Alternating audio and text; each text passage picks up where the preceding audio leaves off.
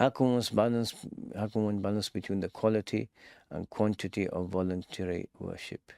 Follow the Sunnah. And like we have Sayyidina Abdullah ibn Amr ibn al-As radiallahu anhu, he was praying all night, fasting every day, doing a khatam of the Quran every night. And the Prophet sallallahu alaihi wasallam told him initially, fast 3 days a month. He insisted, I can do more, I can do more. And then he got to fasting one day and missing the next and fasting the day after. With the prayer, and then, he prayed at night and he actually slept. And he spent time with his spouse and these sorts of things after the Prophet sallallahu alaihi wasallam spoke to him. The Prophet then also told him, how often do you finish the Quran? He said, every night. He said, finish it in a month, 1 juz a day.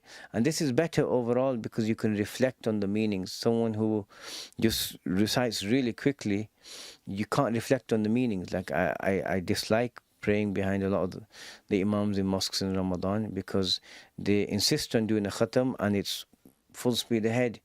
And the Quran has such beauty and such elegance to it, and it's all lost, because afala ta'qilun ma lakum kayfa tahkumun.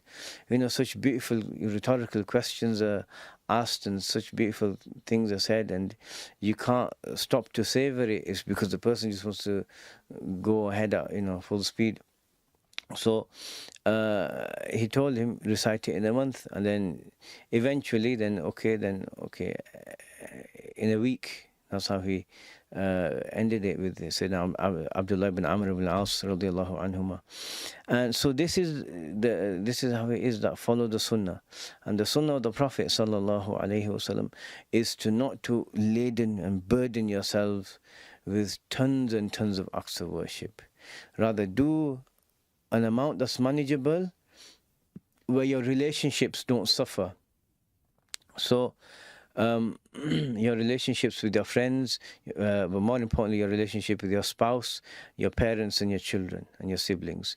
So you have time for ibadah, but then you also have time for your spouse.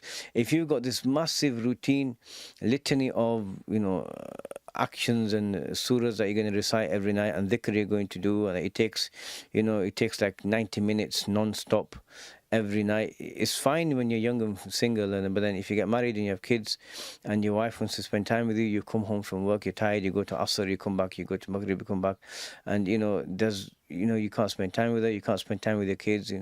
It's good for a father to come home, for example, and read the last few surahs with his kids and lay down in bed with them when they're going to sleep and spend a few moments.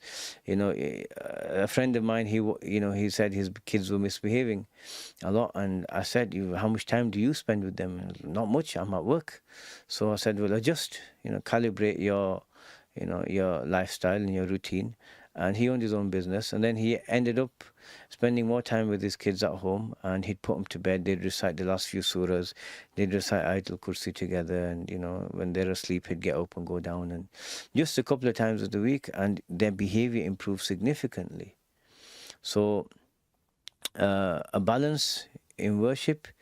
What you want is not so there's the regular acts of worship that you never miss, the 5 prayers and the witr, right?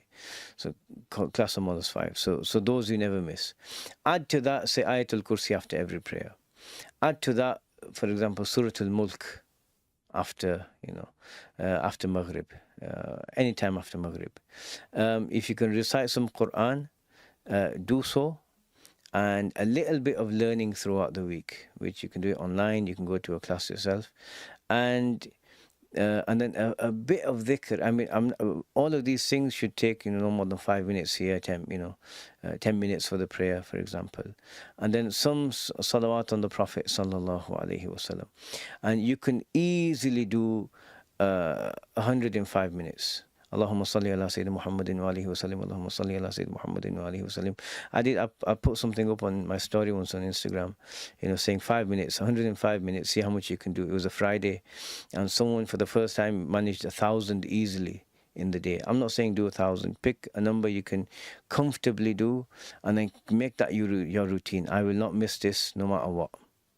And that way you can even sit down with your spouse, you come home tired, whatever, and she wants to talk, and say, okay, can you just sit down here, just sit here whilst I recite Surah Al-Mulk. Recite it out loud, or get her to do it as well, and that's time together. And then, continue with your day, or your evening. And then once you've got your fixed routine, not much, not piling it on yourself, then you can have your extra worship. Like one day you have an extra long commute. Fine, do another, 300, 400 blessings on the Prophet. Do some more Quran if you're on a train or something. Then you can do that. But just bear that in mind, that when it comes to worship, quality is far better than quantity. You can have a small quantity, but you're feeling gratitude to Allah, you're feeling appreciation, you're feeling the reverence, to Allah subhanahu wa ta'ala. That is far better than piling on acts of worship that are just, you and your thoughts, and they're in one valley, and then your tongue is elsewhere, right? So bear that in mind. لا إله إلا الله محمد رسول الله.